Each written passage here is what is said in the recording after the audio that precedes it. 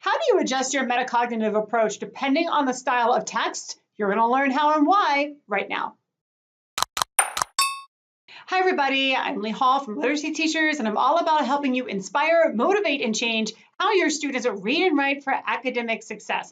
We are talking about metacognition today, but we're talking about how and why you might need to help your students learn to change their approach and how they apply their metacognitive abilities, depending on the kinds of texts they are reading. And to learn more about this, Erin Silcox is here to teach us all we need to know. So to be able to adjust your metacognitive approach to whatever style of text you're reading, and to be able to teach students how to do that, you want to start with determining the style of the text that you're going to be reading. So that's maybe an obvious thing to say, but the reality is that a lot of the times we come to reading with maybe not blinders on, but we're not thinking very hard or at all about how what we're about to read is unique and what about it is unique. And so when you're determining what style of text it is that you're about to encounter, you can consider,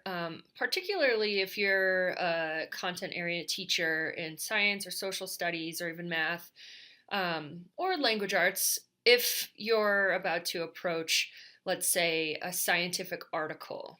And we'll use that as our example. So if we're reading in science, we might read a scientific article. Let's say it's a scholarly article, peer-reviewed.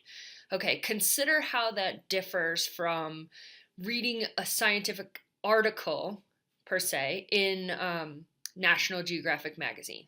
Those two texts are going to both be written differently and thus require different skills to undertake and to understand and to be metacognitive in different ways about. So what you're going to do once you determine the style is to determine what you already know about that writing style. What types of vocabulary are you going to be coming across, and what type of semantic structures will you be facing? So in reading poetry, you're going to look at poetry much differently than you would per se, maybe a journal entry. So moving away from science and now maybe into language arts or an English type of reading, if we're looking at a poem, we know that there's a reason that the lines are going to be separated in certain places. And what meaning do we make of the places where the author decides to divide the line or the stanza? And looking at how those types of clues can either guide your comprehension or screw up your comprehension.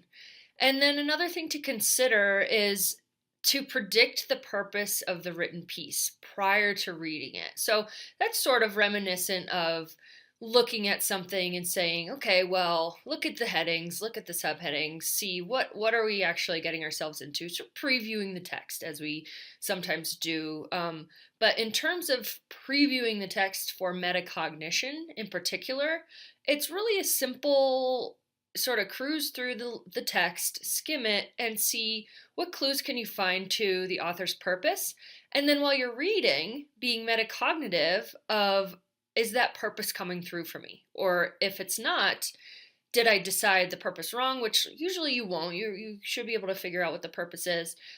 Or do I need to go back and try again? Do I need to use my metacognitive fix-up strategies to figure out why it's not making sense to me and why that purpose isn't coming across? If you like this and you want more, click right here and see the next video.